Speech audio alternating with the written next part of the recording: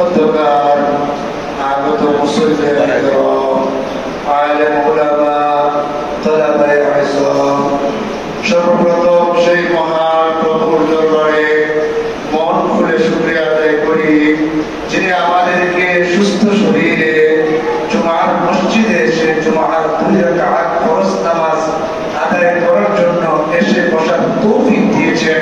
সেই মহান প্রভুর দরবারে মন খুলে শুকরিয়া আদায় করি। সবাই বলে আলহামদুলিল্লাহ। আমরা আবারও শুকরিয়া জ্ঞাপন করব যে আল্লাহ তাআলা আমাদেরকে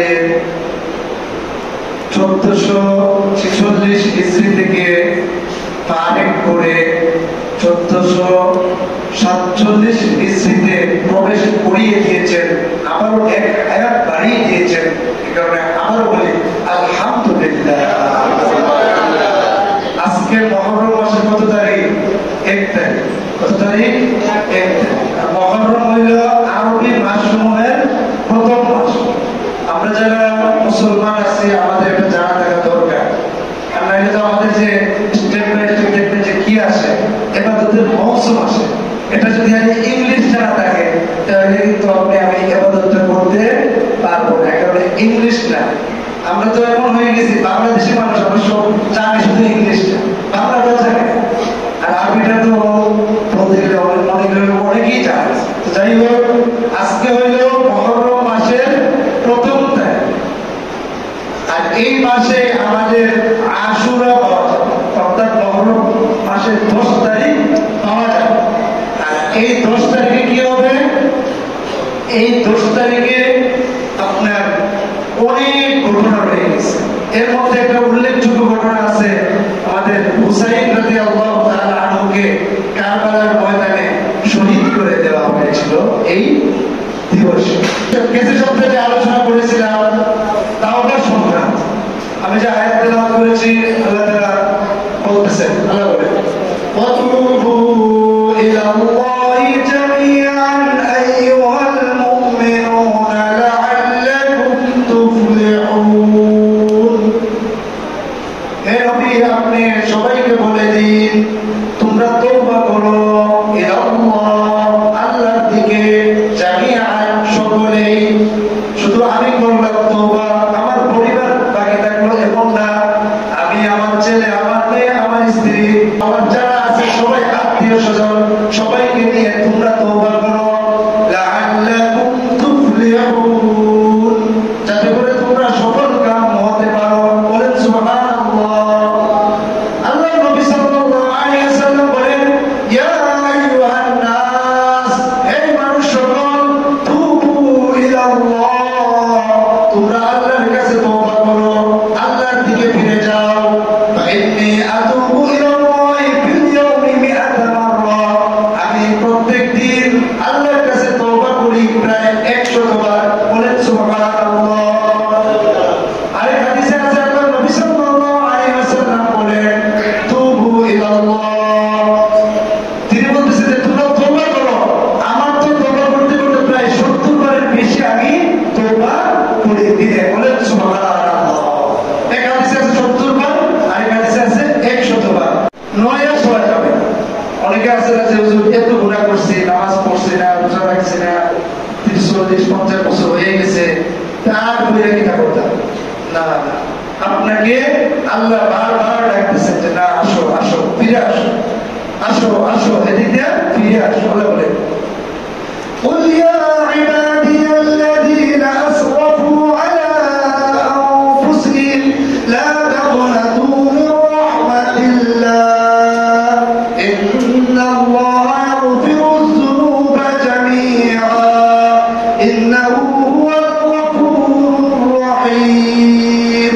আল্লাহ বলেন হে নবী, আপনি বলে দিন, হে আমার বান্দা সকল, যারা তোমরা নিজেদের উপর জুলুম করেছো, লা তাকুনাতু মির রাহমাতিল্লাহ, তোমরা আল্লাহর রহমতের ব্যাপারে নৈরাশ হয়ো না। ইন্নাল্লাহা ইয়াগফিরুয যুনুবা জামিআ, নিশ্চয় আল্লাহ তাআলা সমস্ত গুনাহকে মাফ করে দিবেন। ইন্নাহু হুয়াল গফুরুর রহিম, তিনি হলেন অধিক ক্ষমাশীল এবং অতি দয়ালু। বলেন সুবহানাল্লাহ। আল্লাহ ডাকতে আছেন যে আসো, আর রহমতে থেকে নৈরাশ হওয়ার কোনো সুযোগ নাই। রহমত থেকে শুধুমাত্র নৈরাশ হয়ে তারা কারা? কাফের যারা। আল্লাহ বলে ইন্নাহু লা ইয়াসু মির রাউহিল্লাহি ইল্লাল কওমুল কাফিরুন। আল্লাহ বলে যে ইন্নাহু লা ইয়াসু মির রাউহিল্লাহ আই রাহমাতিল্লাহ, আল্লাহর রহমত থেকে কেউই নৈরাশ হয় না, শুধুমাত্র কাফের ব্যতীত। বুঝছেন নি? শুধু কাফের যারা এরাই আল্লাহর রহমত থেকে নৈরাশ হতে পারে। মুসলমান কখনো আল্লাহর রহমত থেকে নৈরাশ হতে পারে না। যে হুজুর আমার তো বারবার গুনাহ হয়ে যায়, তাহলে আমি কি বারবারই তওবা করব? হাদিসে আছে আল্লাহ নবী সাল্লাল্লাহু আলাইহি ওয়াসাল্লাম বলেন, এটা হাদিসে কুদসি, নবী সাল্লাল্লাহু আল্লাহ তাআলা নিজেই বলতেছেন যে আমার বান্দা যদি গুনাহ করে, সে যদি গুনাহ করার পরে সে এটা মনে করে যে আমার একজন প্রভু আছে আর প্রভু আমাকে ক্ষমা করবেন, যদি এটা মনে করে আমি তাকে সব গুনাহ ক্ষমা করে দিব, পালা উবাই আমি করব না। বলেন সুবহানাল্লাহ।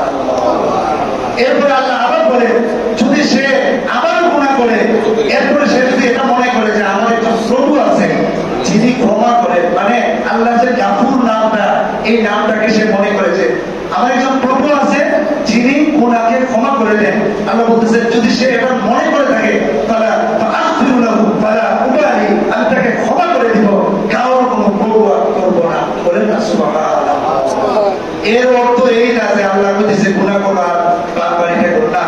যদি কেউ গুনাহ করে ফেলে তাহলে তার জন্য তওবার ব্যবস্থা আছে, এটা বলা হচ্ছে। আপনাকে গুনাহ করতে উৎসাহ দেওয়া হচ্ছে না, বুঝতে ভুল করার সুযোগ নেই। আপনি গুনাহ কেন করবেন? করবেন না। তারপর যদি ভুল হয়ে যায়, গুনাহ করার পরেও যদি ভুল হয়ে যায় তাহলে আবার ক্ষমা চাইবেন। এটার একটা উদাহরণ দিলে বুঝবেন, সহজ উদাহরণ। কাপড় আছে না, কাপড় ময়লা হয়ে দেখে কাপড় পালাইয়া দেন না, ধরে দেন। আপনারা দেশে কি করে? ধরে দেন, ধরে কি পালাইয়া দেন নাকি রাখে? কাপড়টাকে যদি আপনি দেখবেন যে একটা কাপড় ময়লা হয়েছে, আপনারা সবাই আমাকে পরামর্শ দেবেন যে হুজুর কাপড় ময়লা হয়েছে, কি হয়েছে এটা ধরে দেন। আমি যদি কই যে না ধরে কি করতাম, আমার তো দুদিন পরে আবার ময়লা হয়েছে, আর এটা ধরতাম না, তাহলে আপনারা কি করবেন যে হুজুর কি করে এটা ধরে কি ময়লা আবার ধরব? কথাটা বুঝছেন কে? তাহলে এই উদাহরণ দ্বারা কি বোঝা যায়? আপনি তওবা করবেন, করার মতো 100% তওবা করবেন, করার পরও আপনি যেহেতু মানুষ, আমি যেহেতু মানুষ, ভুল আবার হতেই পারে। যদি ভুল হয়ে যায় তাহলে আবার কি করব? আবার আমরা এই গুনাহ থেকে তওবা করে নিব। কাপড় তোমার নেই, কাপড় একবার ময়লা ধুবেন, এরপর যদি আবার ময়লা আবার ধুবেন, বারবার ধুতে থাকবেন, বারবার। আল্লাহ গাফুর, আল্লাহ তাওয়াব, আল্লাহ বেশি তওবা করেওয়ালা, এই নামটাকে আপনি বারবার বিদ্যমান সাবিত করে দিবেন। আল্লাহ তো বেশি বেশি তওবা কবুল করে, তওবাকারীদেরকে আল্লাহ ভালোবাসেন। আল্লাহ বলেন ইন্নাল্লাহা ইউহিব্বুত তাওয়াবিন ওয়া ইউহিব্বুল মুতাতাহহিরিন। নিশ্চয় আল্লাহ তাআলা তওবাকারীদেরকে ভালোবাসেন এবং যারা বেশি বেশি পবিত্রতা অবলম্বন করে তাদেরকে আল্লাহ কি করে? ভালোবাসেন। কেউ যদি তওবা করে ফিরে আসে তাহলে আল্লাহ কি কেমন হন? আল্লাহর অবস্থাটা কেমন হয়? আল্লাহ এত খুশি হন, যেমন একটা হাদিসে আছে আল্লাহ নবী সাল্লাল্লাহু আলাইহি ওয়াসাল্লাম বলেন আল্লাহু আশাদ্দু ফারহান বিতাওবাতি আবদিহি হিনা ইয়াতুবু ইলাইহি। আল্লাহ তাআলা এত বেশি খুশি হন যখন কোনো বান্দা আল্লাহর দিকে তওবা করে ফিরে আসে। কানা মিন আহাদিকুম, যেন তোমাদের মধ্যে কারো বিআরদিন ফালাতিন, তোমরা যেন কোনো একটি মরুভূমির মধ্যে একটি উট নিয়ে চলতেছিলা, কানা আলা রাহিলাতি তুআমুন ওয়া শারাবুন। মনে করেন মরুভূমির এদিক দিয়েও 50 মাইল গেছে, সামনে 50 মাইল, এখন যদি উট হারায় তাইলে অবস্থা খারাপ, আর বাঁচার সুযোগ নেই। ওই অবস্থায় তার খানা পিনা ওই উটের মধ্যে ছিল, এটা এই অবস্থায় হঠাৎ করে সে একটু ঘুমাইছিল, উটটা চলে গেছে, উট নাই। তখন সে তার রাহিলাতিহি, অর্থাৎ তার বাহন থেকে সে মানে নৈরাশ হয়ে গেছে, আর মনে মনে বলতেছে আমার তো সামনে দিয়েও যাওয়ার জায়গা নাই, পিছনে যাওয়ার জায়গা নাই, যেদিক দিয়ে যাবো ওই দিক দিয়ে বিপদ, মরতে হইব, খাওয়ার নাই, পানি নাই, আমার তো বাহন চলে গেছে। তার এত পেরেশানি নিয়ে সে একটি গাছের কাছাকাছি আসলো, গাছের নিচে সে একটু শুইল ফাইসা মিন রাহিলাতি, এমন অবস্থায় যে সে তার রাহিলা মানে তার বাহন থেকে সে নয়রা মনে মনে করতেছে উঠটা চলে গেল, কই যাবো কি করবো, যাক এই একটু শুয়ে রইল, একটু ঘুমাইছে, ঘুমের থেকে হঠাৎ বাবাই না কাজা এমন অবস্থায় ছিল, ঘুমের থেকে যখন একটু উঠছে, উঠার পরে দেখে যে আবার তার ওই রাহিলাটা তার বাহনটা তার কাছে হয়ে গেছে, আসছে।